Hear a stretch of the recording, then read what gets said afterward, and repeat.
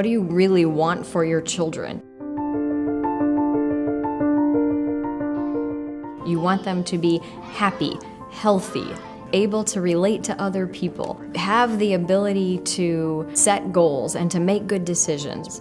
If we don't teach them in school, a lot of children are not getting these most basic, most important critical life skills.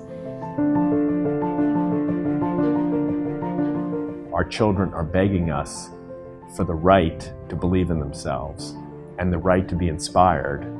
The children are crying out and saying, I don't see purpose in my life. I don't have a dream anymore. You make achievements, but you never get to the top. It's like, okay, I'm gonna go to school, but what's the value if I'm not even going to be able to relate to anyone?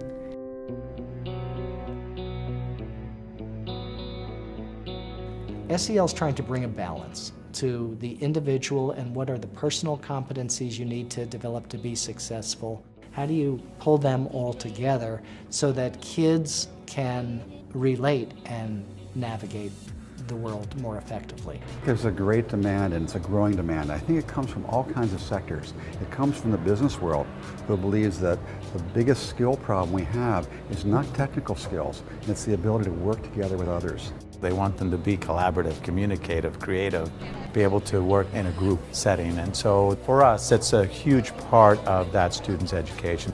We want for kids to embrace one another, to accept people for who they are, to know how to relate to one another, to know how to understand themselves.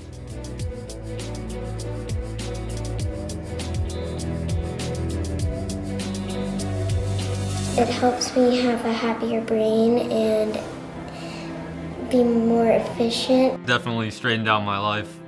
I can't even pick where to begin. It just teaches you how just to be empathetic towards others and how to listen and I don't know, how to care.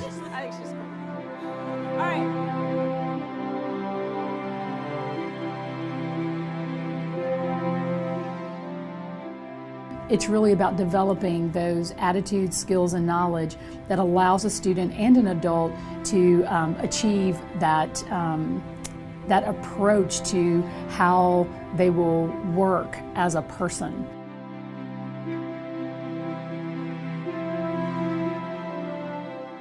We have the evidence, we know it works. We have the compelling argument that we need the whole child. I think it is our time to really capitalize on it. We actually do have evidence now. We did not have it 15 years ago. I mean, to be fair, we were in the R&D phase in the field of social and emotional learning. We're not in that phase anymore.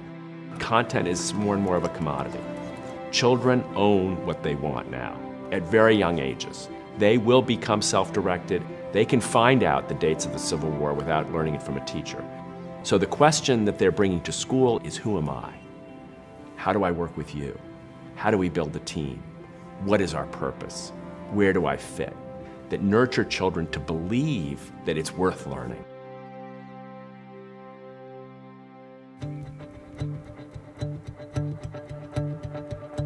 More of our administrators are bringing this back to their faculty. CASEL is the community of people trying to build this field. It has people in it that talk about their work as deeper learning, as grit, as empathy, as character. There are lots of different brands in the world, just like there are lots of different people who teach mathematics different ways, but they all join together in feeling that they're a part of a mathematics community. CASEL is the community of people committed to educating the heart, inspiring the mind. CASEL is a collaborative, and that's important. Our name, Collaborative for Academic, Social, and Emotional Learning. The C and the L, the collaboration and the learning, the openness to learning, the knowledge that there are other people out there doing good work, and we want to capitalize and develop that work as well as our work and think about ways things fit together. The collaborative side of CASEL and the learning side are really important. We work in research, we work in practice, and we work in policy. And we committed ourselves to a school change strategy. We've spent the last 20 years learning about and studying social and emotional learning. We've written many books and guides and have been deeply immersed in this work. We then took the very research orientation to practice in large urban districts to help districts implement systemic SEL.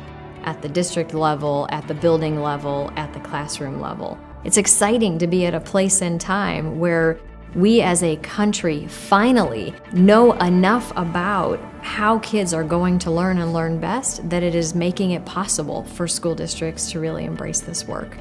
The good news is we now have some degree of evidence that says the country could actually change. Not just a classroom or a school, but the country could change. We can reduce violence, we can reduce truancy, reduce disengagement, reduce anxiety. And at the same time, we can promote better academic test scores.